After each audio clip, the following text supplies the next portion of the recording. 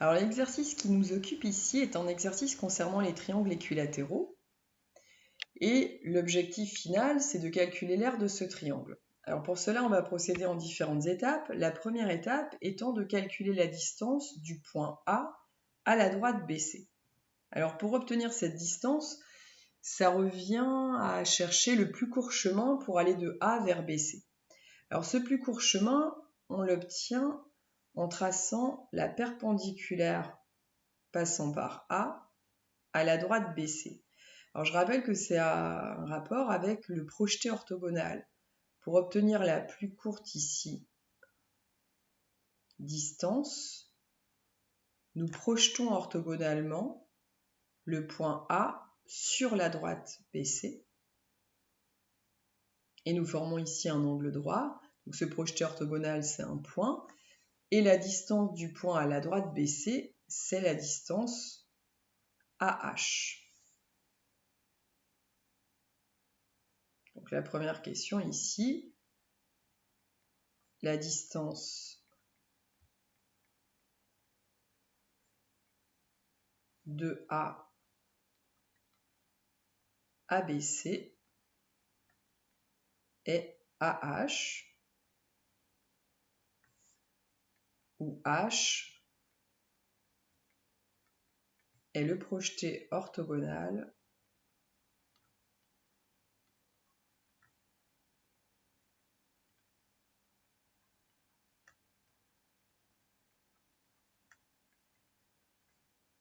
de A sur BC.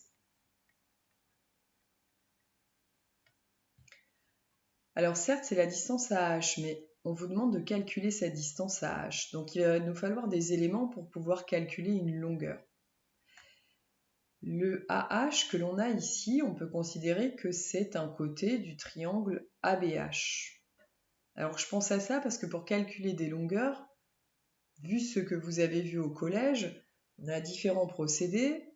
On peut utiliser le théorème de Pythagore si on est dans un triangle rectangle, et c'est le cas ici, on est dans un triangle qui est rectangle. On peut également utiliser la trigonométrie, et on peut utiliser peut-être le théorème de Thalès. Alors la trigonométrie, ça s'utilise dans un triangle qui est rectangle. Le théorème de Thalès, ça s'utilise dans une configuration où on a des droites parallèles. A priori, ici, on va plutôt pencher pour l'utilisation du théorème de Pythagore ou pour la trigonométrie. Alors, si on pourrait ici considérer l'angle qui est à cet endroit, dans un triangle équilatéral, on sait une chose sur les angles. Donc, dans le triangle équilatéral,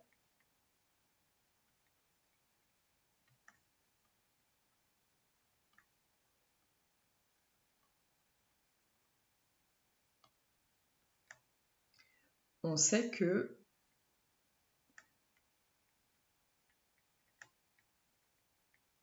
l'angle ici ABC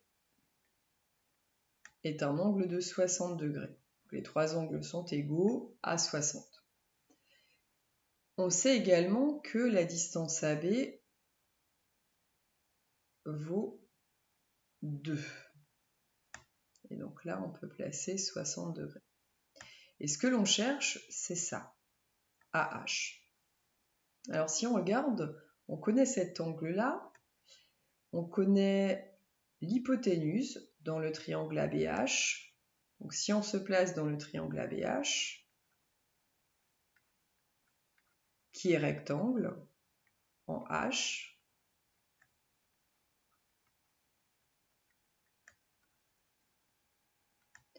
eh bien, la longueur AH fait bien partie de ce triangle, enfin, c'est-à-dire AH est un côté de ce triangle.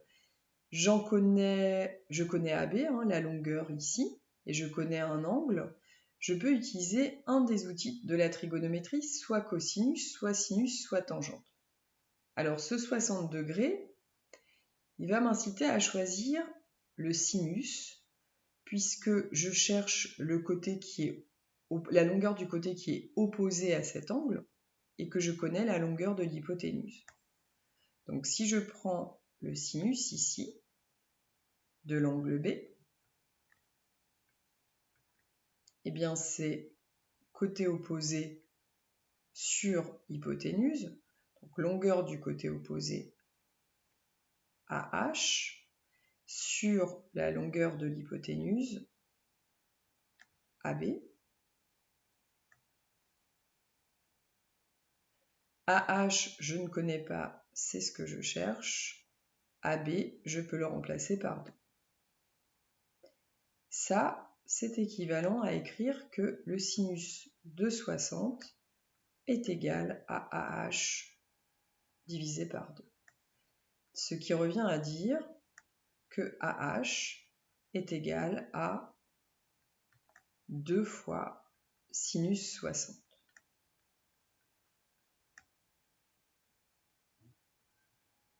Et voici donc la longueur AH qui m'était demandée dans la première question. On aurait pu procéder autrement, on aurait pu aussi utiliser le théorème de Pythagore. Alors comment utiliser le théorème de Pythagore ici?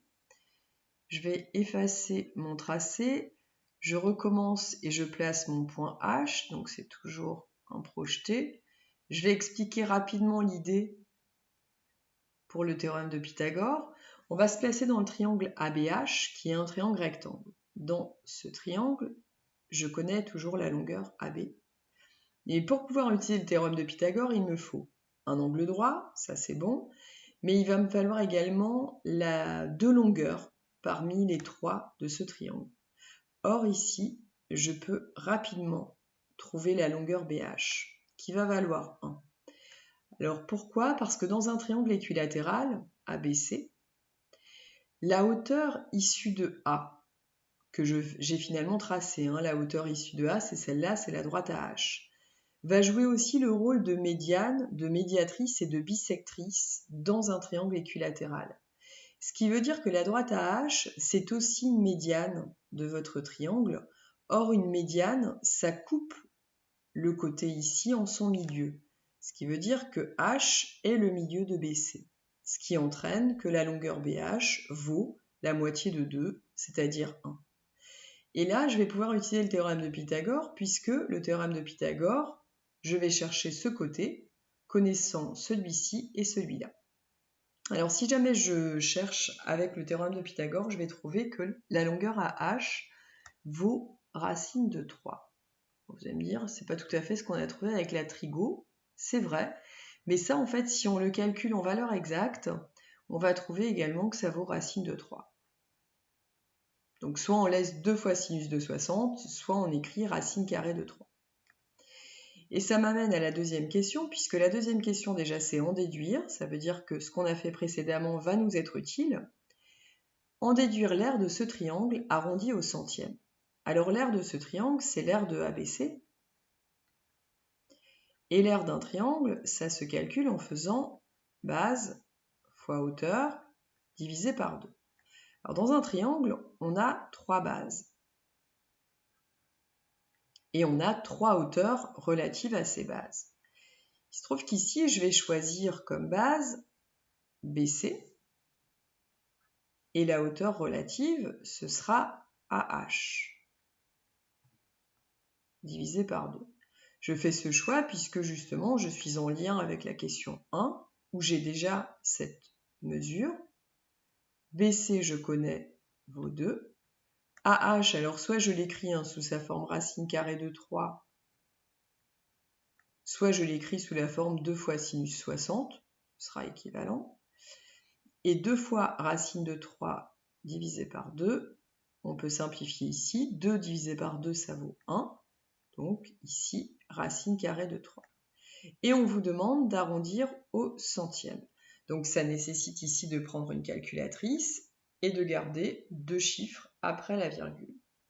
Donc ce travail, je vous le laisse à faire. Vous avez besoin de garder 2 chiffres après la virgule.